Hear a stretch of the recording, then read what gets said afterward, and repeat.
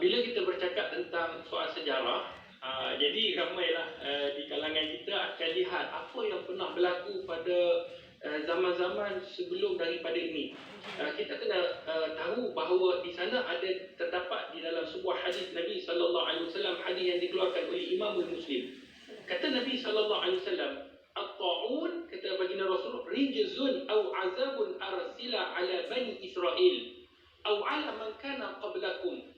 فإذا سمعتم به بأرض فلا تقدموا عليه وإذا وقع بأرض وأنتم بها فلا تخرجوا فرارا منه." Kata Nabi, ta'un adalah semacam azab, siksaan yang diturunkan Allah kepada Bani Israel. Ini di dalam hadis Muslim. Ataupun umat yang sebelum daripada kamu. Allahu Akbar.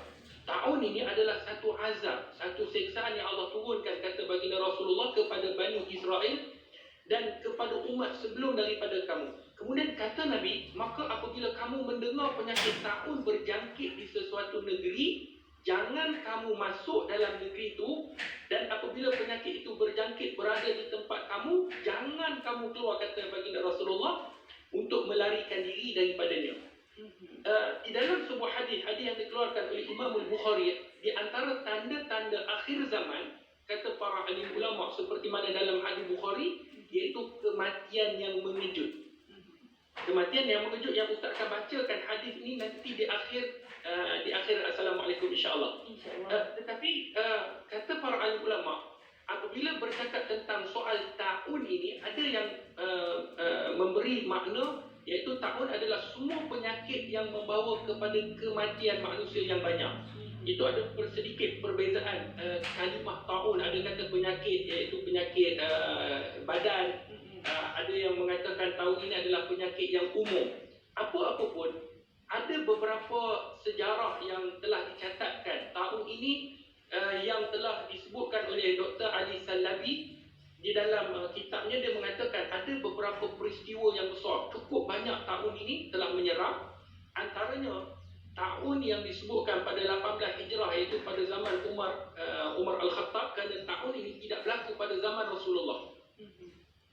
Tetapi selepas daripada kewafatan baginda Rasulullah, iaitu ta'un yang disebut Imawas pada tahun 18 Hijrah, yang mana dia berlaku di bumi Syam. Baik, jadi bumi Syam ini dia ada 4 negara. Mungkin kadang-kadang kita hari ini sebab tak tahu dah bumi Syam ni terletak di mana, sebab telah dibahagi-bahagikan selepas jatuhnya Empire Islam. Bumi Syam ni telah dibahagi-bahagikan mengikut negara, iaitu negara Syam ini yang disebut Syam dulu, Palestin, Lebanon, Syria dan Jordan. Jadi tahun Iwamas ni yang disebutkan Imawas ini adalah tahun yang berlaku di Palestin, yang mana ada satu kampung di Palestin ini yang disebut kampung Imawas, yang mana di situlah bermulanya wabak ini yang hampir mengorbankan 25,000 rakyat Syam. Sehingga kan sahabat-sahabat besar baginda Nabi SAW syahid kerana kena wabak. Sebab tu kalau kita kata, Nabi sebut jangan lari, mereka ni iaitu orang kanan baginda Rasulullah SAW sendiri syahid ketika mana meninggal terkena wabak. Antaranya Abu Ubaidah Amir Al-Jarrah, Muaz bin Jabal, kita pernah dengar Muaz bin Jabal, kemudian Yazid bin Abi Sufyan, Amir bin Ghailan As-Saqafi. Ini semua nama-nama besar yang syahid disebabkan wabak. Kemudian ada juga tahun yang mana berlaku pada 69 Hijrah pada zaman Abdullah bin Zubair, yang disebut tahun Jarik. Tahun Jarik ini dia mengorbankan banyak juga jiwa dalam tempoh 3 hari. Kemudian di sana ada satu tahun juga pada 87 Hijrah, tahun disebut tahun Fatayat. Tahun ini special sikit, dia serang kepada orang perempuan. Dan juga dinamakan tahun Al-Ashraf, diserang orang-orang kaya ataupun orang-orang bangsawan. Mereka saja yang meninggal dunia. Pada tahun 87 Hijrah. Ada juga tahun yang disebut tahun Muslim bin Utaibah, iaitu tahun ini yang berlaku pada tahun 131 Hijrah, yang mana tahun ini disebabkan oleh seorang laki-laki bernama Muslim bin Qutaibah. Sebab itu namanya diambil sebab dia mangsa yang terawal. Mangsa yang terawal. Jadi banyak berlaku peristiwa-peristiwa sebegini. Kenapa? Kerana Allah nak memberi ujian. Selepas daripada kewafatan baginda Rasulullah sallallahu alaihi wasallam, maka inilah yang berlaku sehinggalah sampai sekarang dikenali sebagai COVID-19. Sebab itu antara penjelasan sedikit kan sejarah yang berlaku dalam Islam berkaitan dengan wabak kan Ustaz kan. Tadi Ustaz ada membacakan juga hadis riwayat daripada Bukhari dan Muslim kan. Mungkin saya boleh kongsikan, jika kalian mendengar ada wabak taun di sesuatu negeri, janganlah kalian memasuki negeri tersebut. Namun apabila wabak taun itu tersebar di negeri kalian, janganlah kalian keluar dari negeri kalian menghindari dari penyakit tersebut. Jadi bila berdasarkan hadis ni kan Ustaz kan, mungkin kita boleh lihatlah dia adalah salah satu pencegahan menjauhi wabak daripada sesuatu tempat. Jadi Ustaz mungkin boleh kongsikan kepada kami mungkin bagaimana agaknya kaedah yang dilakukan oleh pemerintah yang terdahulu, bagaimana mereka mengatasi wabak tersebut dengan berdasarkan hadis daripada Al-Bukhari dan Muslim ni. Silakan Ustaz. Kaedah yang dilakukan oleh pemerintah terdahulu apabila Ustaz buka berdasarkan hadis yang dibacakan oleh Dewi tadi ada 4. Sebab tu sidang penonton, tolong apa yang disebutkan 4 kaedah ni berdasarkan hadis Nabi sallallahu alaihi wasallam. Bukan sahaja dicipta, bukan sahaja direka, tetapi inilah yang berlaku bagaimana mereka menghadapi wabak. Kisah Umar Al-Khattab sangat jelas di dalam kitab-kitab dan telah ditulis banyak di dalam akhbar, di dalam televisyen telah diwar-warkan. Jadi bagaimana cara untuk mencegahnya? Maka kata para ahli ulama, kaedah yang dilakukan ada 4. Yang pertama, pencegahan.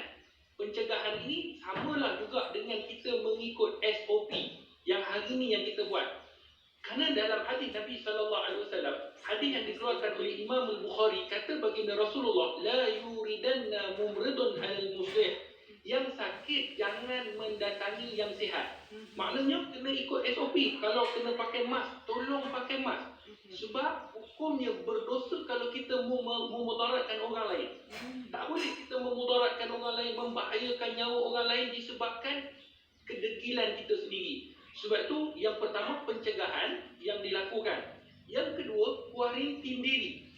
Seperti mana dalam hadis, idza sami'tum bihi bi'ardhin fala taqdamu alaih, kuarantin diri iaitu tidak keluar. Orang yang ada gelamping hari ni kalau kita tengok semalam pun dalam berita pergi ke pasar, dan ada yang pergi ke, dia tahu dia ada wabak, dia pergi ke masjid, dia solat, dia tak kira. Jadi ini adalah orang yang mementingkan diri sendiri. Sedangkan Nabi SAW telah pesan supaya kuarantin diri, jangan keluar. Kerana kalau keluar juga, ia akan memudaratkan dan membahayakan nyawa orang lain. Yang ketiga, kata para alim ulama seperti mana dalam hadis, jangan masuk ke tempat wabak.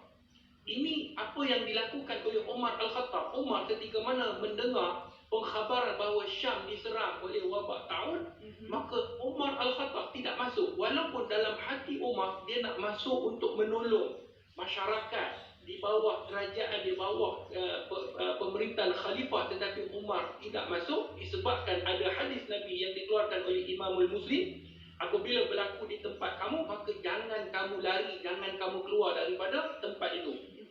Jangan masuk dan jangan keluar.